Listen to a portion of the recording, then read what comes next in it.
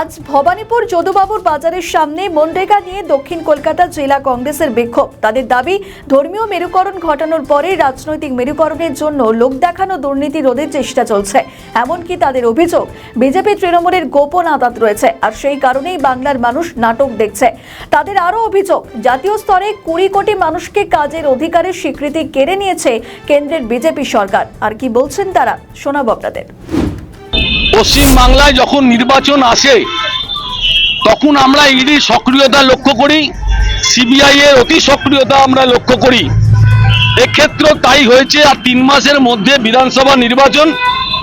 এখন মমতা বন্দ্যোপাধ্যায় নিজের প্রাতিষ্ঠানিক রাজনীতি করবে এবং প্রতিষ্ঠান বিরোধী ভোট যাতে বিজেপি পায়, মেরুকরণে, ধর্মীয় মেরুকরণের রাজনীতির পাশাপাশি রাজনৈতিক মেরুকরণের কর্মসূচি নিয়েছে বিজেপি সরকার। এরা নির্বাচন আসলে ইডিকে লেলিয়ে দেয়, বিজেপির শাখা সংগঠনে পরিণত করেছেন ইডি, সিবিআই, ইনকাম ট্যাক্সকে। তাই ওদের শাখা সংগঠনে লেলিয়ে দেয় মমতা বন্দ্যোপাধ্যায়ের বিরুদ্ধে। কাজের কাজ কিছু হয় না। আমরা চিটফান্ড কেলেঙ্কারি দেখেছি, যে 22,000 কোটি টাকা চিটফান্ড কেলেঙ্কারি, একজনকে গ্রেপ্তার হতে দেখিনি, শাস্তি পেতে দেখিনি, চার্জশিট দেখিনি। আবার ইডি সিবিআই এর যে নিট ফল আমরা রেজাল্ট দেখেছি শূন্য। আমরা দেখেছি রেশন দুর্নীতিতে ইডি সিবিআই শূন্য স্থানে পূর্ণ করেছে। আজকে যেভাবে চাকরি দুর্নীতি, 26,000 শিক্ষকের চাকরি চলে গেল, একজনের কেউ শাস্তি পেল না। যারা ঘুষ নিল তারা চাকরি পেল না, যারা ঘুষ দিল তারা চাকরি পেল, এবং যারা ঘুষে আক্রান্ত হলো, দুর্নীতিতে জড়িত হলো, তাদের কোনো শাস্তি হলো না। ইডি সিবিআই চার্জশিটে পেলাম না নাম।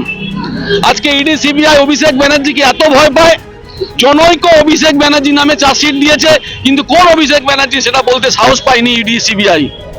আজকে পাশাপাশি পৌর দুর্নীতি, আরজিকর রাজনীতি, আরজিকরে যেভাবে দুর্নীতি তদন্ত সিবিআই ইডি করেছে, আমরা মনে করি সেখানেও ইডি সিবিআই ব্যর্থ হয়েছে।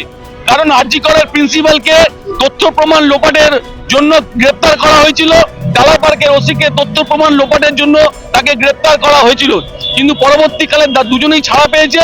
ইডি সিবিআই বলেছে তথ্য প্রমাণ লোপাট হয়নি। সুতরাং ইডি আর সিবিআই মমতা বন্দ্যোপাধ্যায়ের বিরোধিতা করে প্রতিষ্ঠান বিরোধী ভোট নিজের পালে টানার জন্য বিজেপি, অমিত শাহ, নরেন্দ্র মোদীরা চেষ্টা করে যাচ্ছে। পশ্চিমবাংলার মানুষকে বোকা বানানো হচ্ছে। তাই আমরা মনে করি মোদী, মমতা বন্দ্যোপাধ্যায়ের গোপন আঁতাত আছে। এই গোপন আঁতাতের জন্য তৃণমূল কংগ্রেস এবং বিজেপি ভোট পোলারাইজ করার চেষ্টা করছে। সাধারণ পশ্চিমবাংলার মানুষকে যদি এত বোকা হবেন, পশ্চিমবাংলার ভোটাররা এত বোকা নয়, নির্বাচনের যোগ্য জবাব দিয়ে দেবে। আমাদের ভিডিও ভালো লাগলে লাইক ও শেয়ার করুন, কমেন্ট সেকশনে আপনাদের মতামত জানান। আরও ভিডিও পেতে আমাদের চ্যানেলটিকে সাবস্ক্রাইব করুন এবং প্রতি মুহূর্তে খবরের আপডেট পেতে প্রেস করুন বেল আইকন।